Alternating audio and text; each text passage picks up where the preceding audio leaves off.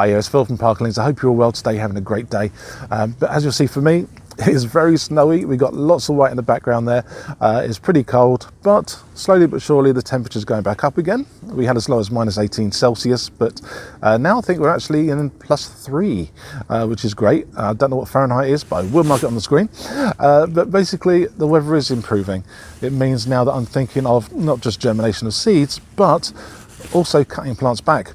So basically everything is now dormant. It's a good time, once all the snow's gone and everything, once it started warming up, to cut things back.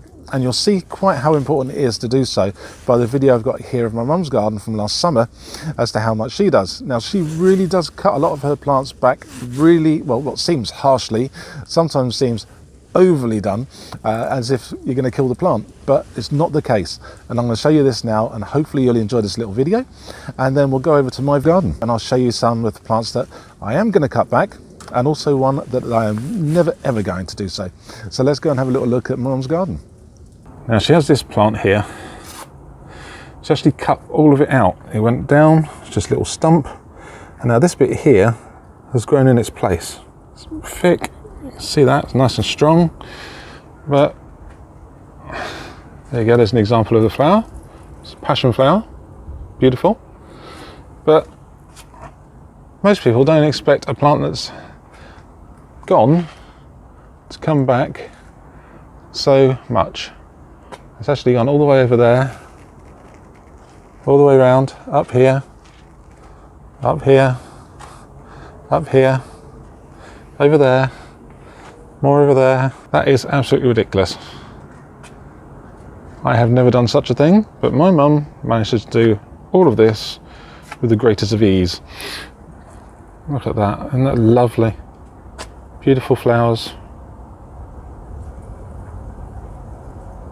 So I think you'll agree with me that passion flower plant is absolutely beautiful. You know, the flowers are completely different from anything I've got, and I really enjoy seeing them. You know, please do have a look at our other videos from her garden. You'll agree that they are very nice indeed. And I'll put some links as well to the videos.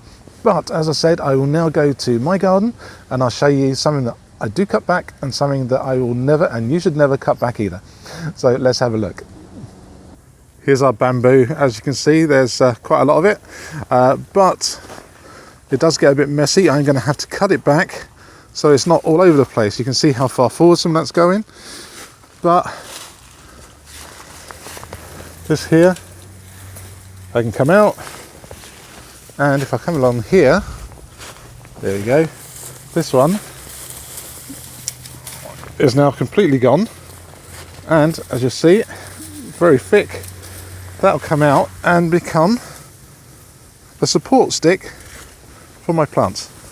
And we've got plenty of those to take out. As you see, another one here. But I will trim all of this back. And that's a nice thick one there, 2 of them.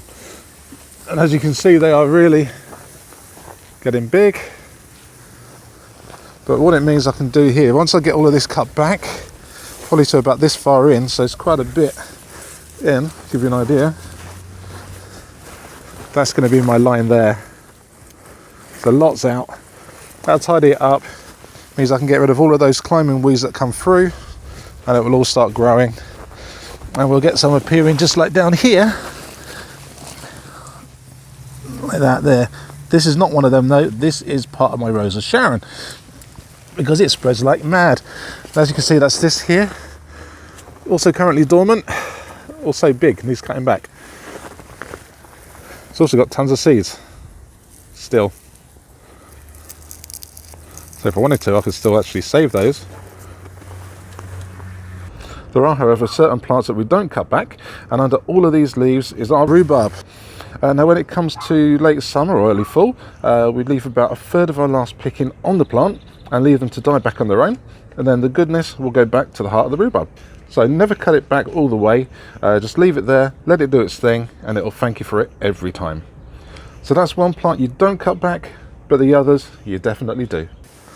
These you definitely do, but these Rose of Sharon are really, really easy to look after, because if you can get them spreading, you can take them out.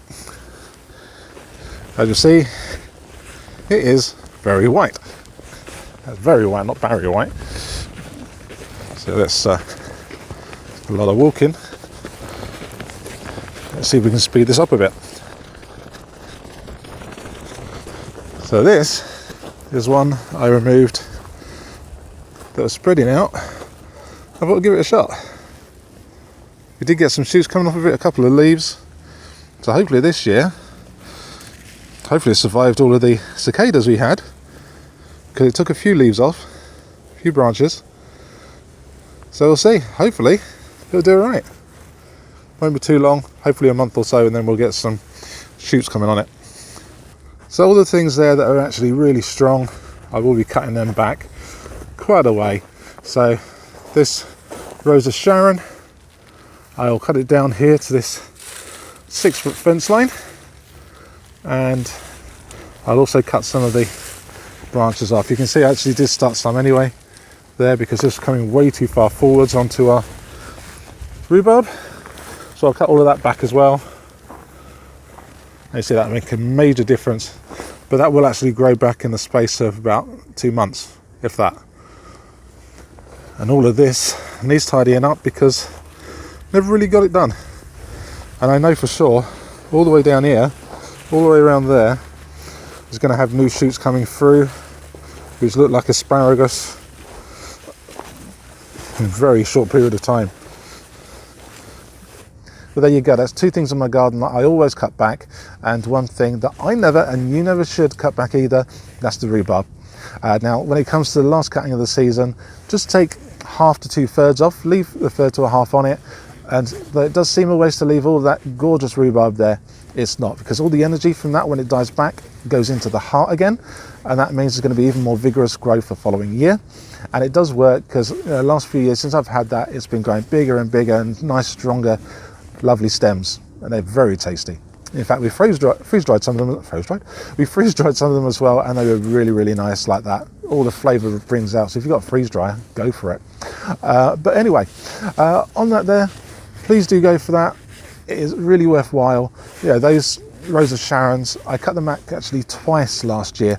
Once early on in the spring, and then it grew above the 6-foot fence again by quite a lot, and then I cut it back again, and you can see what it's like now, and that's going to have tons of flowers. But I will cut it back down, as I say, to the 6-foot line, and let it grow, and I'll show you what happens. Hopefully the one in the front garden will survive, but unfortunately after having moved it, we got the cicadas, and they tend to cut into young thin branches and put their eggs in there, and unfortunately when they do so, it kills off the branch that they've gone for. And I'm hoping it hasn't affected the plant too much, because not much has snapped off, so I'm hoping we'll get some nice leaves on there and flowers. But if nothing else, just leaves for the first year will be really nice. So everyone, I do hope this has been useful for you. If you have any need to look into any information, if you're worried about it, look online, go in the library and have a look at information on there, or just ask people you know on Facebook groups. So everyone, take care, do what you need to do in the garden. Hopefully everything will come out just right. Take care, guys. Bye-bye.